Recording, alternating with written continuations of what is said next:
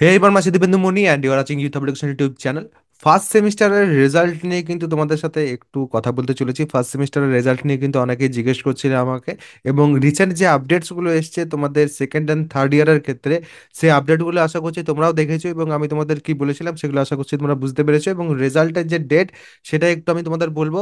Copy checking কিভাবে হয় তোমরা আশা করছি জানো, যে তোমাদের কলেজের টিচাররা কিন্তু তোমাদের কপি চেক করবে না। কপি চেকিং এর ক্ষেত্রে কিরকম হার্ডলি কপি চেক করা হয় না ইজি একটু দেখা হয়, সেটা আমি তোমাদের সাথে ডিসকাস করবো। পাস মার্কস কত, 18 নম্বরে পাস না 24 নম্বরে পাস, সেটা নিয়েও কথা বলবো।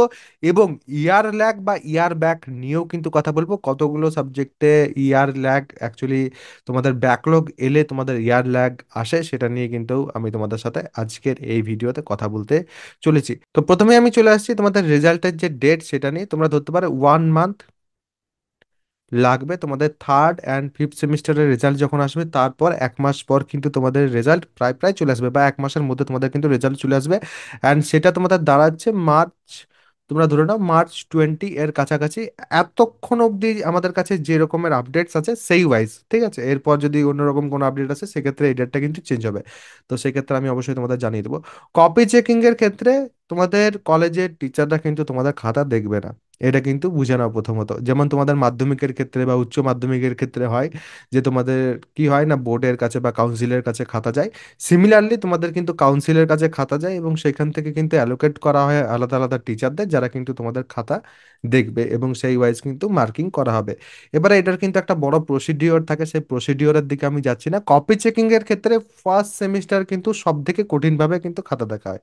কঠিন যদি আমি বলি তাহলে সেক্ষেত্রে ফার্স্ট ইয়ারের সব থেকে কঠিন হয়, সেকেন্ড ইয়ারের তার থেকে একটু সহজ হয়, অ্যান্ড থার্ড ইয়ারেরটা একটু লুজ ভাবে কিন্তু খাতা দেখা হয়, ঠিক আছে। তো তার জন্য কিন্তু ফার্স্ট ইয়ারের ক্ষেত্রে তোমাদের ব্যাকলগ ইয়ার ল্যাগ এগুলো বেশি থাকে। পাস মার্কসের যদি আমি কথায় আসি, তাহলে সেক্ষেত্রে দেখো কোনো প্রুফ তো নেই, ঠিক আছে, কারণ আমরা এটা কিন্তু রিসেন্ট ইয়ার্সে অবজারভেশন করেই পেয়েছি যে 18 মার্কস যদি তোমরা পাও 60-এর মধ্যে, সেক্ষেত্রে কিন্তু তোমরা পাস হয়ে যাবে। এটা জাস্ট অবজারভেশন থেকেই আসছে। কারণ এমনিতে যদি রুল দেখো তোমরা, তাহলে সেক্ষেত্রে কিন্তু তোমাদের 24 নাম্বার দরকার 60-এর মধ্যে পাস করতে গেলে। বাট রিসেন্ট ইয়ার্সে কিন্তু 18 নাম্বারেই পাস হচ্ছে, তার জন্য কিন্তু আমি তোমাদের বলে দিলাম। এবার তার সাথে এবার আমরা চলে আসছি ইয়ার ল্যাগ বা ইয়ার ব্যাকের ক্ষেত্রে। ইয়ার ল্যাগ বা ইয়ার ব্যাক জেনারেলি যদি তোমাদের 3 বা 4টে সাবজেক্টে ব্যাকলগ আসছে, ফার্স্ট সেমিস্টারের ক্ষেত্রে বলছি, 3টে এলে পর তোমরা ধরে নিতে পারো যে ইয়ার ব্যাক আসার চান্সেস কিন্তু আছে। যদি তোমার 4 নাম্বার সাবজেক্টে ভালো নাম্বার না আসে, এবং প্র্যাকটিক্যাল এটসেট্রাগুলোও যদি তোমার একদম ভালো না যায়, ঠিক আছে, যদি ভালো যায় খুবই, তাহলে সেক্ষেত্রে ইয়ার ব্যাক আসার চান্সেস কিন্তু কম হয়ে যায় অনেকটা। কারণ আমরা রিসেন্ট ইয়ার্সে দেখেছি যে 3টে ব্যাকলগ এসছে, তাও কিন্তু অনেক স্টুডেন্ট আছে যাদের কিন্তু ইয়ার ব্যাক আসেনি। আবার কিন্তু এরকমও স্টুডেন্ট আছে যাদের 3টে ব্যাকলগ আছে, এবং তাদের কিন্তু ইয়ার ব্যাক বা ইয়ার ল্যাগ কিন্তু এসেছে। দুটোই কিন্তু হয়, এবং এই মুহূর্তে এই প্রশ্নগুলোই কিন্তু তোমাদের সব থেকে বেশি ছিল। আশা করছি এই প্রশ্নগুলোর আমি উত্তর দিতে পেরেছি।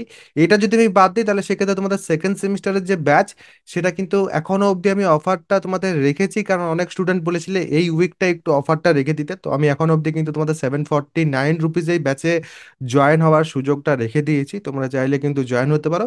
সিমিলারলি যেমনভাবে তোমাদের ফার্স্ট সেমিস্টারের ব্যাচে পড়ানো হয়েছিল, একই রকমভাবে কিন্তু সেকেন্ড সেমিস্টারের ব্যাচে পড়ানো হবে। তোমাদের সব সাবজেক্ট সব রকমভাবে কিন্তু কভার করা হবে, সাথে তোমাদের কিন্তু সাজেশন দেওয়া হবে, এবং সাজেশনের উত্তর ডিসকাশন করা হবে শেষ অবধি যেতে যেতে। এবং তোমরা দেখেইছো ফার্স্ট সেমিস্টারের ক্ষেত্রে কিরকম ভাবে তোমরা সাজেশন থেকে হেল্প পেয়েছো, কিরকম ভাবে তোমরা পরীক্ষার হলে যে দেখেছো যে সাজেশন থেকে হুবহু প্রশ্ন চলে এসেছে। তো আমার মনে হয় না যে আর কোনো কিছু বলার প্রয়োজনীয়তা আছে। তোমাদের প্রত্যেকের কাছেই আশা করছি আমার যে অ্যাপটা সেটা তো ইনস্টল থাকবেই। তো সেইখানে যদি তোমরা যাও, তাহলে উপরে কিন্তু এই ব্যানার যেটা আছে, সেখানে তোমরা কিন্তু ডিপ্লোমার যে সেকেন্ড সেমিস্টারের ব্যাচ সেটা কিন্তু পেয়ে যাবে। এবং মাত্র 749 রুপিস ওয়ান টাইম পেমেন্ট করার মাধ্যমে কিন্তু তোমরা ব্যাচে জয়েন হতে পারো। বা বাই উইথ ইএমআই যদি তোমরা যাও, তাহলে সেক্ষেত্রে 199 টাকা পার মান্থ দেওয়ার মাধ্যমেও কিন্তু তোমরা ব্যাচের যে ক্লাসেস আছে সেগুলো কিন্তু অ্যাটেন্ড করতে পারবে ইজিলি। এবং তোমাদের জন্য কিন্তু কম্প্যাক্ট ক্লাসেস থাকছে, যাতে সেকেন্ড সেমিস্টারে এতগুলো সাবজেক্ট যেহেতু তোমাদের থাকবে, তার সাথে প্র্যাকটিক্যাল থাকবে, অ্যাসাইনমেন্ট থাকবে, যাতে তোমাদের টাইম ওয়েস্ট না হয়। এবং তোমরা কিন্তু প্রথমেই তোমাদের যে অরিয়েন্টেশন আছে সেটাও তোমরা কিন্তু দেখে নিতে পারো। যদি কোনো প্রশ্ন থাকে অবশ্যই কিন্তু সেটা কমেন্ট সেকশনে আমাকে জানাতে পারো। সবাই ভালো থাকবে, সুস্থ থাকবে, এবং আমার সাথে থাকবে।